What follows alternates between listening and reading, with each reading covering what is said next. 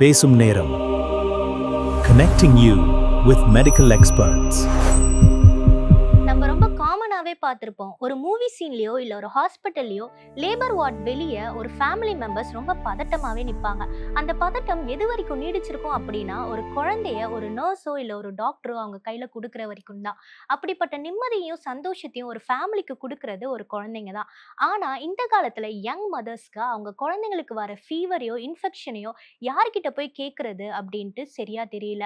அதனால இன்னைக்கு நம்ம கூட அதை பத்தி பேச வந்திருக்காங்க paediatrician doctor Shweta ma'am. Welcome ma'am. இப்போல்லாம் சம்மர்னு சொன்னாவே குழந்தைங்களுக்கு ரொம்ப சேலஞ்சிங் ஆயிருச்சு. ஸோ அது எதனால நடக்குதுன்னு நீங்க நினைக்கிறீங்க? கோடை காலம் அதாவது சம்மர் அப்படிங்கிறதுல என்ன நடக்கும் அப்படின்னு பார்த்தீங்கன்னா, அடல்ட்ஸ் அளவுக்கு பெரியவங்கள அளவுக்கு டெம்பரேச்சர் ரெகுலேஷன், அதாவது இந்த வெப்பநிலையை சமநிலைப்படுத்துகிற திறன் குழந்தைங்களுக்கு கொஞ்சம் கம்மியாக தான் இருக்கும். அடல்ட்ஸ்க்கு ஒரு வெயில் ஜாஸ்தியாக இருக்கும் பொழுது அவங்களுக்கு நீர் தாகம் இருக்குது, அது எல்லாத்தையுமே சொல்ல முடியும். பட் குழந்தைகளால் அந்த மாதிரி எதுவுமே எக்ஸ்ப்ரெஸ் பண்ண முடியாது. இவங்களுக்கு இந்த டெம்பரேச்சர் ரெகுலேஷன் அப்படிங்கிறது கம்மியாக இருக்கிறதுனால என்ன ஆகும்னா, இந்த டீஹைட்ரேஷன் அதாவது நீரழிவு, அதுக்கப்புறம் ஹீட் எக்ஸாஷன், வெப்பத்தினால அதிக சோர்வு ஏற்படுறது, அதை தவிர வயிற்றுப்போக்கு அதாவது கேஸ்ட்ரோ என்ட்ரைட்டிஸ் அப்படின்னு சொல்லுவோம். அது தவிர ஸ்கின் இன்ஃபெக்ஷன்ஸ், ப்ரிக்லி ஹீட், அதாவது நம்மளுக்கு இந்த வியர்க்குரு, அதுக்கப்புறம் படர்தாமரை, இந்த மாதிரிப்பட்ட இன்ஃபெக்ஷன்ஸ்லாம் நிறைய வர வாய்ப்பு இருக்குது. All these complaints it will make summer little more challenging for kids compared to adults. Okay ma'am, இப்போ நீங்கள் சொன்னீங்க அவங்களுக்கு தண்ணி வேணும்னா அவங்களுக்கு அவ்வளோவா சொல்ல தெரியாது அப்படின்ட்டு. ஸோ அந்த டீஹைட்ரேஷன் பற்றி பேரண்ட்ஸ் என்னென்ன சிம்டம்ஸ் கவனிக்கணும்? நம்ம இது 2 விதமாக பார்க்கலாம். பச்சிளம் குழந்தைகள் ஒரு வயசுக்கு கீழே தாய்ப்பால் குடிச்சிட்ருக்கிற ஒரு குழந்தைகளுக்கு எப்படி நம்ம கண்டுபிடிக்கிறது, கொஞ்சம் வளர்ந்த குழந்தைகளுக்கு எப்படி கண்டுபிடிக்கிறதுன்னு பார்க்கலாம். பச்சிளம் குழந்தைகள் அப்புறமா இந்த தாய்ப்பால் குடிச்சிட்ருக்கிற குழந்தைகளுக்கு உச்சந்தலையிலேருந்து உள்ளங்கால் வரைக்கும் ஒரு சில அறிகுறிகள் இருக்குது, டீஹைட்ரேஷன் ஆயிருக்கா இல்லையான்னு பார்க்குறதுக்கு. முதல்ல எங்கே கை வச்சு பார்க்கணும் அப்படின்னு பார்த்தீங்கன்னா, நம்ம தலையோட இந்த உச்சியில் தொட்டு பார்க்கணும். அது நம்ம ஆன்டீரியர் ஃபாண்டனல் அப்படின்னு சொல்லுவோம். அந்த உச்சியில் நீங்கள் கை வச்சு இப்படி பார்க்கும்பொழுது அது சமநிலையில் இருக்கணும். ஒருவேளை அந்த உச்சி ரொம்ப குழிவாகி டிப்ரெஸ்டாக இருந்தது அப்படின்னா it's the first sign of dehydration. அது one of the signs of dehydration. இரண்டாவது, குழந்தை அழுதுகிட்டே இருக்காங்க, ரொம்ப இரிட்டபிளாக இருந்துக்கிட்டே இருக்காங்க, ரொம்ப டல்லாக இருக்காங்க, பாலே குடிக்க மாட்டேங்கிறாங்க அப்படின்னா இது ரெண்டுமே it is a danger sign for dehydration. அடுத்தது, குழந்தை அழுதுகிட்டே இருக்காங்க ஆனால் கண்லேருந்து பார்த்தா கண்ணீரே வரலை, வாய் ரொம்ப உலர்ந்துருக்கு, அப்படி லிப்ஸ்லாம் ரொம்ப ட்ரையாக இருக்குது, நாக்கு வெளில நீட்டும் போது பார்த்தா நாக்கே அப்படி வறண்டு இருக்குது, அதில் ஒரு ஈரப்பதமே இல்லாமல் இருக்குது.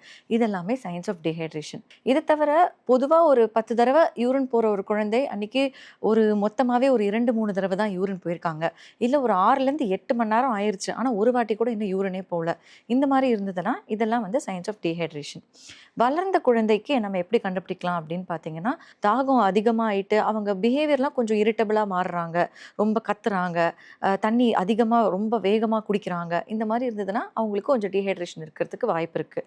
இல்லை அப்படின்னா அவங்களுமே ரொம்ப சோர்ந்து போயிட்டாங்க, வாயில் தண்ணி குடிக்க கூட முடியாத அளவுக்கு டயர்டாகிட்டு சோர்ந்து போயிட்டாங்க அப்படிங்கிறது one of the signs of dehydration. அதே மாதிரி நான் சொன்ன மாதிரி வாய் உலர்ந்து போகிறது, லிப்ஸ்லாம் ட்ரை ஆகி கிராக் ஆகி அதுலேருந்து சம்டைம்ஸ் ரத்தம் கூட வருது, இந்த அளவுக்கு ட்ரைனஸ் இருந்ததுனாலோ இல்லை அவங்களும் யூரின் ஒழுங்காக போகல, எப்போத்தையும் விட கண் ரொம்ப உள்ள போயிருக்கு, இந்த மாதிரிலாம் இருந்ததுன்னா எஸ்பெஷலி இந்த சம்மர் சீசனில் டீஹைட்ரேஷன் ஆயிருக்குமோ அப்படின்னு சொல்லிட்டு பேரண்ட்ஸ் கொஞ்சம் காஷியஸாக இருந்து உடனடியாக மருத்துவ சிகிச்சைக்கு கூட்டிகிட்டு வந்துடணும். இப்போ இந்த சம்மரில் குழந்தைங்களுக்கு அதிகமாக டயரியா ஆகுதுமா, அதுக்கான ரீசன் என்னன்னு நீங்கள் நினைக்கிறீங்க? அதாவது டயரியா அப்படிங்கிறது எதனால் வருது அப்படின்னு பார்த்தீங்கன்னா, சம்மர் சீசனில் இந்த உணவுப் பொருட்கள் இந்த வெப்பத்தினால சீக்கிரமே கெட்டு போயிடுது. 8 மணி நேரம் வரைக்கும் வின்டர் சீசனில் நார்மலாக இருக்கிற ஃபுட் ஒரு 2-3 மணி நேரத்துக்குள்ளேயே கூட ஸ்டேல் ஆகிடுது. சரியாக பராமரிக்காத உணவை குழந்தைகள் ஏதாவது எடுத்துக்கிட்டாங்க அப்படின்னா அது கண்டிப்பாக வயிற்றுப்போக்கு ஏற்படுறதுக்கு முக்கியமான காரணமாக இருக்கலாம். இன்னொரு விஷயம் எதனால் இருக்கும் அப்படின்னு பார்த்தீங்கன்னா, குழந்தைங்களுக்கு சம்மரில் வெக்கேஷன் விட்டுடுவாங்க, கண்டிப்பாக வெயிலில் வெளில போய் விளையாடுவாங்க, அப்போ தாகம் ஜாஸ்தி ஏற்படும். இப்போ உடனே என்ன பண்ணுவாங்க, ரோட் சைடில் இந்த ஸ்ட்ரீட்ஸ்லலாம் விளையாடும் போது ஏதாவது ஸ்ட்ரீட் ஷாப்ஸில் இல்லை இந்த குச்சி ஐஸ் இந்த மாதிரி சில்லுன்னு ஏதாவது வாங்கணும் அப்படின்னு சொல்லிட்டு சரியாக பராமரிக்காமல் இல்லை சரியான முறையில் கொதிக்க வச்சு ஆற வச்ச நீர் இல்லாமல் இருக்கிற அந்த கண்டாமினேட்டட் வாட்டர் வழியாக பண்ணுற இந்த ஐஸ்கிரீம்ஸ் இதெல்லாம் ஏதாவது உணவு எடுத்துக்கிட்டாங்க அப்படின்னா கண்டிப்பாக வயிற்றுப்போக்கு வரத்துக்கு இதனால் வாய்ப்பு ஏற்படுது. ஓகே மேம், இப்போ நீங்கள் சொல்கிறீங்க இந்த மாதிரி ஃபுட்ஸ் எடுக்கக்கூடாது அப்படின்ட்டு. ஸோ சம்மர் டைமில் குழந்தைங்க என்ன மாதிரி ஃபுட்ஸ் எடுக்கலாம்? இது 2 விதமாக நம்ம பார்க்கலாம். ஒன்று, குழந்தையோட டயட் எப்படி நம்ம கொடுக்குறது, குழந்தைக்கு ஹைட்ரேஷன் எப்படி கொடுக்குறது, அதாவது குழந்தையோட நீர் சத்தை எப்படி பராமரிக்கிறதுன்னு பார்க்கலாம்.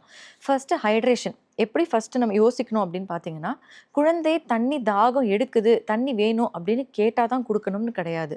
1 மணி நேரத்துக்கு ஒரு தடவை நம்ம பெற்றோர்களே போயிட்டு குழந்தைகளுக்கு 1 டம்ளர் தண்ணி அந்த மாதிரி எடுத்து கொடுத்துடணும். ஏன்னா குழந்தைகள் வந்து மோஸ்ட் ஆஃப் த டைம் வெக்கேஷனில் இருப்பாங்க, விளையாடுற ஒரு மும்முரத்தில் இருப்பாங்க. தேவையான அளவு நீர் வந்து குடிக்கிறதுக்கு மறந்துடுவாங்க. அதனால பெற்றோர்கள் கொஞ்சம் மைண்ட்ஃபுல்லாக 1 ஹவர் ஒன்ஸ் வந்து 1 டம்ளர் ஆஃப் வாட்டர் கொடுக்கணும். அதே மாதிரி நீர் சத்து அதிகமாக உள்ள ஒரு உணவுகள் கொடுக்கலாம். எந்த மாதிரின்னு பார்த்தீங்கன்னா, நீர்மோர், இந்த பட்டர் மில்க் அது கொடுக்கலாம். இளநீர், தினமுமே இளநீர் வாங்கி குடிக்கலாம். நிறைய பேரண்ட்ஸ் என்கிட்ட வரும்போது இளநீர் குடிச்சா சளி பிடிச்சிரும் குழந்தைக்கு, அதனால இளநீர் கொடுக்கல அப்படின்னு சொல்லுவாங்க. அப்படி ஒரு விஷயம் கிடையாது. It's a total myth. கண்டிப்பாக இளநீர் வந்து இந்த சீசனுக்கு தாராளமாக டெய்லியும் 1 கூட கொடுத்துக்கலாம். எந்த ஒரு கிட்னி பிரச்சனை இந்த மாதிரிலாம் இல்லாத சாதாரணமாக இருக்கிற குழந்தைகள் எல்லாருக்குமே இளநீர் கண்டிப்பாக அட்வைஸ் பண்ணுவோம். எதனால் அப்படின்னு பார்த்தீங்கன்னா, நம்மளோட சாதா தண்ணீர் அதை விட இதில் எலக்ட்ரோலைட்ஸ் எல்லாமே ஜாஸ்தி அளவு இருக்கும். ஸோ டீஹைட்ரேஷன் ஆகும்போது it is like one of the best drinks to replenish your electrolyte loss. அதனால் இளநீர் கொடுக்கறது, பட்டர் மில்க் கொடுக்கறது, நிறைய ஈரப்பதம் நிறைய இருக்கிற உணவுகள், இப்போ வந்து குக்கும்பர், வெள்ளரி பிஞ்சு இந்த மாதிரிப்பட்ட உணவுகள் எல்லாமே கொடுக்கலாம். முக்கியமான விஷயம் என்னன்னா, அவங்களா வந்து இந்த யூரின் கம்மியா போகிறது, அவங்களா வந்து தண்ணியே கேட்காம அப்படியே விட்டுட்டு அவங்க எப்போ ரொம்ப தாகம் வருதுன்னு கேட்குறாங்களோ அது வரைக்கும் வெயிட் பண்ணாம நீங்க முன்கூட்டியே தண்ணி கொடுத்துக்கிட்டே இருக்கணும். உங்க ஹைட்ரேஷன் லெவலை மெயின்டைன் பண்ணணும். எந்த மாதிரி பொருட்களை கொடுத்து ஹைட்ரேஷன் வந்து நம்ம இம்ப்ரூவ் பண்ணணும்னு நினைக்கக்கூடாது அப்படின்னு பார்த்தீங்கன்னா, பேக்கேஜ்டு ட்ரிங்க்ஸ், ஓகேவா? அதுக்கப்புறம் கார்பனேட்டட் பெவரேஜஸ், அதாவது கார்பனேட்டட் பெவரேஜஸ்னால் நம்ம கடைகளில் பாட்டில்டாக வர ட்ரிங்க்ஸு இதெல்லாம் கொடுத்து நல்ல சில்லுன்னு குடிக்கிறது. அப்புறம் ரோட் சைட் ஷாப்ஸில் நிறைய ஐஸ் போட்டு குடிக்கிறது, இதெல்லாம் கொஞ்சம் அவாய்ட் பண்ணிக்கணும். ஏதாவது ஜூஸ் வேணும் அப்படின்னு கேட்டாங்கனாலுமே முடிந்த அளவுக்கு அதை வீட்டிலையே வந்து கொதிக்க வச்சு ஆற வச்ச தண்ணீர் அதை வச்சு யூஸ் பண்ணி நம்ம வீட்டிலேயே செஞ்சு கொடுக்குற ட்ரிங்க்ஸ் தான் பெஸ்ட்டு. உணவு பழக்கங்கள் எப்படி நம்ம மாற்றிக்கலாம் அப்படின்னு பார்த்தீங்கன்னா, பொதுவாகவே இந்த வெயில் காலத்தில் வெப்பநிலை ஜாஸ்தியாக இருக்கும் பொழுது குழந்தைக்கு கொஞ்சம் ஜீரண சக்தி கம்மியாக இருக்கும். ஸோ அதனால் அந்த டைமில் ரொம்ப ஹெவியான, ரொம்ப ஆயில் போட்டு டீப் ஃப்ரைட் ஃபுட்ஸ் அந்த மாதிரி கொடுக்காம ரொம்ப சுலபமாக ஜீரணமாகிற ஃபுட்ஸ், ரொம்ப லைட் ஃபுட்ஸ், இப்போ ஸ்டீம்டு ஃபுட்ஸ், இட்லி, இடியாப்பம் அந்த மாதிரி கொடுத்துக்கலாம். சாதாரணமாக வீட்டில் செய்கிற எல்லா பொருட்களுமே தாராளமாக கொடுக்கலாம் குழந்தைக்கு. ஜங்க் ஃபுட்ஸ் கொஞ்சம் அவாய்ட் பண்ணிக்கிறது பெட்டர். அதே மாதிரி குழந்தைகள் நிறைய அளவு சாப்பிடணும் அப்படின்னு எதிர்பார்க்க முடியாது. இந்த சம்மர் சீசனில் அவங்களோட அப்படைட்டுமே கொஞ்சம் கம்மியாகிறதுங்கிறது நார்மலான விஷயம்தான். அதுக்காக வரி பண்ணிட்டு ஒன்றுமே சாப்பிடல, அதனால ஏதாவது பிஸ்கெட்ஸ் கொடுக்குறேன், கொஞ்சம் ஜங்க் கொடுக்குறேன்னு கொடுக்க வேண்டிய தேவை கிடையாது. எந்த ஒரு பொருள் கொடுக்குறீங்க அப்படின்னாலுமே ஸ்மால் ஃப்ரீக்வெண்ட் ஃபீட்ஸ் அந்த மாதிரி கொடுக்கணும். இப்போது 2 மணி நேரத்துக்கு ஒரு தடவை ஒரு கொஞ்சம் கொடுக்கறது அந்த மாதிரி கொடுத்துக்கலாமே ஒழி ஒரேடியாக நிறைய சாப்பிடணும்னு எதிர்பார்க்காதீங்க. ட்ராபிக்கல் ஃப்ரூட்ஸ் அண்ட் வெஜிடபிள்ஸ், இந்த சம்மர் சீசன்லேருந்து கிடைக்கக்கூடிய நிறைய பழங்கள், இந்த வாட்டர் மெலன் நிறைய கிடைக்கும், மஸ்க் மெலன், அதில் பொதுவாகவே அதோட நீர் சத்து ஜாஸ்தியாக இருக்கும். இந்த மாதிரிப்பட்ட ஃப்ரூட்ஸ் அண்ட் வெஜிடபிள்ஸ் தாராளமாக கொடுத்துக்கலாம். அதிக அளவில் ஃப்ரூட்ஸ் அண்ட் வெஜிடபிள்ஸ் சேர்த்துக்கிறது குழந்தைக்கு ரொம்ப நல்லது. இந்த சம்மர்ல வந்து குழந்தைங்களுக்கு வந்து அந்த ஸ்கின் ப்ராப்ளம்ஸ் அப்படின்னு சொல்றாங்க, அது வந்து அதிகமாக வருது மேம். அதுக்கான காரணம் என்ன? மெயின் ரீசன் வந்து குழந்தைக்கு நிறைய வெப்பம் ஜாஸ்தியாகிறதுனால வேர்வை ஜாஸ்தியாக வரும். வேர்வை ஜாஸ்தியாக வரும்போது என்ன ஆகும்னா, அந்த குழந்தையோட ஸ்கின் போர்ஸ் எல்லாமே ரொம்ப பிளாக் ஆகிருக்கும். இந்த வேர்வை வந்து ஈரப்பதமாக இருந்து குழந்தையோட உடல்லையே இருக்கும் பொழுது நம்மளுக்கு இந்த ப்ரிக்லி ஹீட், இந்த ஹீட் ரேஷஸ்ன்னு சொல்லுவாங்க, வியர்க்குரு, அது அதிக அளவில் வர்றதுக்கு வாய்ப்பு இருக்குது. இன்னொன்று என்ன வரும்னு பார்த்தீங்கன்னா, இந்த ஈரப்பதம் உடம்புலையே தங்கி இருக்கும் பொழுது வந்துட்டு ஃபங்கல் இன்ஃபெக்ஷன்ஸ் சொல்லுவோம், இந்த படர்தாமரை, இந்த டீனியா இன்ஃபெக்ஷன்ஸ்னு சொல்லுவோம், அந்த மாதிரி இன்ஃபெக்ஷன்ஸ் வர்றதுக்கு வாய்ப்பு இருக்குது. ஸோ இதை எப்படி நம்ம டேக்கிள் பண்ணலாம் அப்படின்னு பார்த்தீங்கன்னா, முக்கியமான ஒரு விஷயம் என்னென்னா ஹைஜீன். காலையிலையும் சரி, குழந்தை ஈவினிங்கும் சரி, 2 தடவையாவது கண்டிப்பாக குழந்தை குளிக்கணும். குளிச்சுட்டு எந்த மாதிரி ஒரு உடைகள் போடணும் அப்படின்னு பார்த்தீங்கன்னா, பருத்தி உடைகள், லைட் வெயிட் காட்டன் க்ளோத்ஸ் போட்டிங்கன்னா நல்ல ஏரியாக இருக்கும். அதே மாதிரி நல்ல ஃபேன் கீழே அந்த மாதிரி வென்டிலேட்டட் ரூம்ஸில் இருக்கணும். விளையாடிட்டு வந்தாங்கன்னா உடனே குளிக்க வச்சிடணும் குழந்தைய.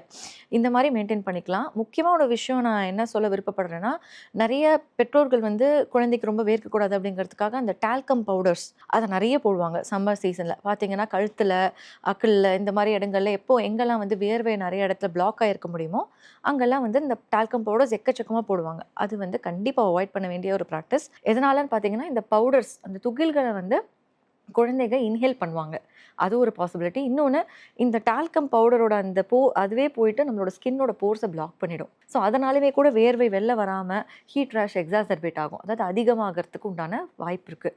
அதனால் நீங்கள் பவுடர்ஸ் அந்த மாதிரி எதுவும் போட வேண்டாம். ஒரு வேளை வியர்க்குரு அந்த மாதிரி குழந்தைக்கு வந்துருச்சு அப்படின்னா உங்கள் பீடியாட்ரிஷியன் கன்சல்ட் பண்ணிவிட்டு சிம்பிள் கேலமைன் லோஷன், அதாவது லைட் வெயிட் லோஷன்ஸ் அந்த மாதிரி போட்டுட்டு நல்ல வென்டிலேட்டட் ரூம்ஸில் குழந்தைய தூங்க வைங்க, ஏர் கண்டிஷன் ரூம்ஸில் குழந்தைய தூங்க வைக்கலாம். இந்த மாதிரி பார்த்துக்கிட்டிங்க அப்படின்னாலுமே பெரும்பாலுமா குழந்தைகளுக்கு ஸ்கின் இன்ஃபெக்ஷன்ஸ் வராமல் அவாய்ட் பண்ணிடலாம். Okay ma'am. இப்போ நீங்கள் வந்து சொல்கிறீங்க லைக் வேர்வையினால இந்த மாதிரி ஸ்கின் ப்ராப்ளம்ஸ் வருது அப்படின்ட்டு. குழந்தைங்க வந்து நார்மலாகவே சம்மர் டைமில் வெளியே போயிட்டு வெயிலில் விளையாடுவாங்க. அந்த டைமில் வந்து அந்த மாதிரி நார்மலாக வரதா செய்யும். ஸோ அந்த டைமில் பேரண்ட்ஸ் கவனிக்க வேண்டிய விஷயங்கள் என்னென்ன? எஸ்பெஷலி இந்த பீக் சம்மர்ஸில் பேரண்ட்ஸ் வந்து குழந்தைங்க வெளில போய் விளையாடாமல் கொஞ்சம் பார்த்துக்கிறது நல்லது. எதனாலனா அந்த டைமில் தான் வந்து இந்த சன்னோட அந்த யூவி ரேஸோட அந்த ஹார்ம்ஃபுல் ரேடியேஷன் வந்து ரொம்ப எக்ஸசிவாக இருக்கும். அது 10 AM to 4 PM அப்படின்றது. ஸோ அந்த டைமில் வந்து இண்டோர் கேம்ஸ் கொஞ்சம் ப்ரிஃபர் பண்ணுறது பெட்டர். எப்படியுமே குழந்தைங்க வெக்கேஷனில் இருக்கும் போது ஏதாவது ஒன்று பண்ணி என்கேஜ் பண்ணிட்டே இருக்கிற மாதிரி தான் இருக்கும். ஸோ விளையாட போகிறது அப்படின்னா காலையில் வந்து 7லேருந்து 10 வரைக்கும் போகலாம். திருப்பி ஈவினிங் 4 மணிலேருந்து 7 மணி வரைக்குமே போய்க்கலாம். இடைப்பட்ட காலத்தில் இண்டோர் கேம்ஸை அந்த மாதிரி பண்ணிக்கலாம். ஸோ இந்த மாதிரி ஹீட் எக்ஸ்போஷர் மெயின்டைன் பண்ணுறது சில்ட்ரனுக்கு பெட்டராக இருக்கும். நான் முன்னாடியே சொன்ன மாதிரி குழந்தைகள் விளையாடிட்டு வந்தாங்க அப்படின்னா ரொம்ப வியர்வை அந்த மாதிரி இருக்குன்னா அவங்கள 2 தடவை கூட குளிக்க வச்சுக்கலாம். லைட் வெயிட் உலர்ந்த துணிகள் அந்த மாதிரி காட்டன் கிளாத்ஸ் போட்டுக்கிட்டாங்க அப்படின்னாலே ஓரளவுக்கு இந்த ஸ்வெட் இஷ்யூஸ் எல்லாம் டேக்கிள் பண்ணிடலாம். Okay ma'am. இப்போ அந்த சம்மர் அப்படின்னு சொன்னாவே சம்மர் ஹாலிடேஸ் விட ஆரம்பிச்சிருவாங்க. இந்த குழந்தைங்க வந்து என்ன வெளியே கூட்டிகிட்டு போய்ங்க, டூர் கூட்டிகிட்டு போ அப்படின்ட்டு தொல்லை பண்ண ஆரம்பிப்பாங்க. ஸோ அந்த டைமில் வந்து பெற்றோர்கள் இந்த ட்ராவல் டைமில் கவனிக்க வேண்டிய விஷயங்கள் என்னென்ன? ஸோ சம்மர் வெக்கேஷன்ஸ் வந்து ஃபேமிலியாக எடுக்கிறது அப்படிங்கிறது எல்லாருமே பண்ணுற விஷயந்தான். பட் சர்டன் ப்ரிகாஷன்ஸ் வந்து பேரண்ட்ஸ் கண்டிப்பாக ஃபாலோ பண்ணணும். முதல்ல எங்கேயாவது வெளில கூட்டிகிட்டு போகிறீங்க குழந்தைங்கள, அதுவும் நான் சொன்ன மாதிரி இந்த 10 AM to 4 PM கூட்டிகிட்டு போகிற மாதிரி ஒரு சூழல் ஏற்படுது அப்படின்னா குழந்தைக்குன்னு தனியாக ஒரு வாட்டர் பாட்டில் குழந்தை கையில் எப்போவுமே இருக்கணும். ஒரு 1 லிட்டர் வாட்டர் பாட்டில் இருந்து அவங்களுக்கு எப்பப்பெல்லாம் வந்து 1 மணி நேரத்துக்கு ஒரு தடவை அவங்களை ரிமைண்ட் பண்ணி குடிக்க வைங்க. தாகம் ஏற்படும் போதெல்லாம் உடனே எடுத்து குடிக்கிறதுக்கு அதுக்கு கன்வீனியண்ட்டாக ஒரு வாட்டர் பாட்டில் கையில் கேரி பண்ணிக்கணும். அடுத்தது பெரும்பாலும் இந்த ரோட் சைட் ட்ராவலுக்கு ஹோம்மேட் ஃபுட்ஸ், ஹோம்மேட் ஸ்நாக்ஸ் இந்த மாதிரி எடுத்து நீங்கள் பேக் பண்ணிட்டு போகிறது பெட்டர். குழந்தைங்களுக்கு எப்போவுமே வந்து வெளியில் போகும்போது இந்த ரோட் சைடில் இருக்கிற ஸ்ட்ரீட் ஷாப்ஸ் எக்ஸ்ப்ளோர் பண்ணணும் அப்படின்னு நினைப்பாங்க. ஸோ சம்மர் டைமில் சம்டைம்ஸ் இந்த ஃபுட் கண்டாமினேஷன் இதெல்லாம் ஜாஸ்தியாக இருக்கிறதுனால அதை கொஞ்சம் அவாய்ட் பண்ணிக்கிறது பெட்டர். பெஸ்ட் வந்து ஹோம்மேட் ஸ்நாக்ஸ் அண்ட் ஃபுட் எடுத்துகிட்டு போகலாம். அடுத்தது எப்போவுமே வந்துட்டு கம்ப்ளீட்லி பேக் டேஸ் அந்த மாதிரி வச்சுக்காதீங்க. இப்போ நீங்கள் ஒரு டூருக்கு கூட்டிகிட்டு போகிறீங்க அப்படின்னா நடுவில் குழந்தைக்கு அடிக்வேட்டாக ரெஸ்ட் பண்ணுறதுக்கு கொஞ்சம் டைமும் வச்சு பிளான் பண்ணி வெக்கேஷன் பிளான் பண்ணிக்கோங்க. Completely back to back activities அந்த மாதிரி போட்டிங்கன்னா அடல்ட்ஸை விட குழந்தைகளுக்கு அந்த டீஹைட்ரேஷன், ஹீட் எக்ஸாஷன் ஜாஸ்தியாகிறதுக்கு வாய்ப்பு இருக்குது. மேக்ஸிமம் நான் சொன்ன மாதிரி 10 to 4 டைமில் வந்து இண்டோராக ஃபோக்கஸ் பண்ணிவிட்டு அதர் டைம்ஸில் நீங்கள் அவுட்டோர் ஆக்டிவிட்டீஸ் பிளான் பண்ணிக்கலாம். இது எல்லாத்துக்கும் மேலே முக்கியமான விஷயம், ஆல்வேஸ் கேரி எமர்ஜென்சி ட்ரக்ஸ். உங்களோட பீடியாட்ரிஷனை கன்சல்ட் பண்ணிவிட்டு குழந்தைக்கு ORS பேக்கேஜ் வாங்கி வச்சுக்கோங்க. ஃபீவருக்கு வந்து பேராசிட்டமால் எந்த டோஸில் கொடுக்கணுங்கிறத முக்கியமாக கேட்டு வச்சுக்கோங்க. வாந்தி ஏற்பட்டதுன்னா முதல்ல என்ன பண்ணணுன்றதை தெரிஞ்சு வச்சுக்கிட்டு அதுக்கு தேவையான ஃபர்ஸ்ட் எய்ட் மெடிகேஷன்ஸ், உங்களோட க்ளோத்ஸு இதெல்லாம் எடுத்துகிட்டு போகிறதோடு சேர்த்து ஒரு எமர்ஜென்சி பேக்கப் மெடிகேஷன் கண்டிப்பாக எடுத்துகிட்டு போக வேண்டியது இம்பார்ட்டண்ட்டான ப்ரிகாஷன். சம்மர் வெக்கேஷனில் வந்து ஸ்கூல் லீவ் விட்டதுனால குழந்தைங்களுக்கு வந்து அந்த ஸ்க்ரீன் டைம் அதிகமாகிடுச்சு மேம். ஸோ அதை வந்து எப்படி கண்ட்ரோல் பண்ணுறது? So like I told before 7 AM to 10 AM மார்னிங்கில் அவுட்டோர் ப்ளே என்கரேஜ் பண்ணுங்கள். ஈவினிங் 4க்கு அப்புறமாவும் அவுட்டோர் ப்ளே என்கரேஜ் பண்ணுங்கள். 10லேருந்து 4 இந்த டைமில் வந்து ஸ்க்ரீன் டைமை கொஞ்சம் ரெடியூஸ் பண்ண பார்க்கணும். அதாவது ஒரு பர்டிகுலர் ஏஜ் குரூப்புக்கு இவ்வளோ ஸ்க்ரீன் கொடுக்கலாம் அப்படிங்கிற ஒரு அலவன்ஸ் இருக்குது நமக்கு. இப்போ லெஸ் தென் 2 years 2 வயதுக்கு கீழே இருக்கிற குழந்தைங்களுக்கு கண்டிப்பாக ஸ்க்ரீன் டைம் கொடுக்கக்கூடாது. உங்களோட கிராண்ட் பேரண்ட்ஸோட ஒரு வீடியோ கால் பண்ணுறாங்க, அந்த மாதிரி இன்ட்ராக்டிவ் செஷனாக இருந்தால் வேணால் அலோவ் பண்ணலாம். இப்போது 2 yearsக்கு அப்புறமா அதுலேருந்து ஒரு 5 வயசு வரைக்கும் இருக்கிற குழந்தைங்களுக்கு ஒரு நாளைக்கு மேக்ஸிமம் 1 மணி நேரம் தான். அதுக்கு மேலே எந்த விதமான ஸ்க்ரீனுமே டிவி, மொபைல், ஐபேட், லேப்டாப் எதுவாக இருந்தாலுமே 1 மணி நேரம் தான். அதுக்கப்புறமா 5லேருந்து 12 years வரைக்கும் இருக்கிற குழந்தைங்களுக்கு மேக்ஸிமமாக 2 hours கண்டென்ட் இவ்வளோ தான் கொடுக்கலாம். அந்த கண்டென்ட்டுமே எப்படின்னா பேரண்ட் அப்ரூவ்டாக நம்ம வந்துட்டு சில்ட்ரனுக்கு ஓரியன்டான ஒரு எஜுகேஷ்னல் கண்டென்ட்டாக கொடுக்கணும். குழந்தைகள் எந்த மாதிரி ஒரு கண்டென்ட் அவங்க அப்சர்வ் பண்ணுறாங்க அப்படிங்கிறது வந்துட்டு பேரண்ட்டுமே கூட உட்காந்து அந்த ஒரு ரைம்ஸ் பார்க்குறாங்க அப்படின்னா அதை குழந்தைகளோட சேர்ந்து பாடுறது, அது எவ்வளோ முடிஞ்ச அளவுக்கு இன்ட்ராக்டிவாக வச்சுக்க முடியுமோ அந்த மாதிரி பண்ணணும். நெக்ஸ்ட் என்ன பண்ணலாம் அப்படின்னு பார்த்தீங்கன்னா, ஒரு 1 hour ஆயிடுச்சு அதுக்கப்புறம் எப்படி என்கேஜ் பண்ணலான்னு பார்த்தீங்கன்னா, இப்போது நிறைய கிராண்ட் பேரண்ட்ஸோட, அதாவது வயசான தாத்தா பாட்டிகளோடு இருக்காங்க அப்படின்னா அவங்க ஸ்டோரி டெல்லிங் பண்ணலாம்.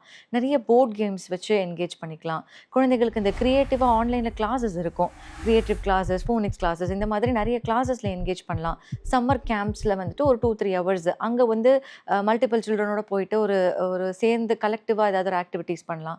ஸோ இந்த மாதிரிலாம் ப்ரொடக்டிவாக வந்து குழந்தைகளோட டைமை நம்ம யூட்டிலைஸ் பண்ண பார்க்கலாம். குழந்தைங்களோட அந்த இம்யூனிட்டியை வந்து பூஸ்ட் பண்றதுக்கு பேரண்ட்ஸ் என்னென்ன பண்ணலாம்? பொதுவாக வந்து ஓபியில் எனக்கு கேட்கப்படுற கொஸ்டின், அடிக்கடி சளி இருமல் பிடிக்குது, குழந்தைக்கு சம்மரில் அடிக்கடி சிக்காராங்க, இதுக்கு ஏதாவது ஒரு மருந்து கொடுங்க அப்படின்ட்டு.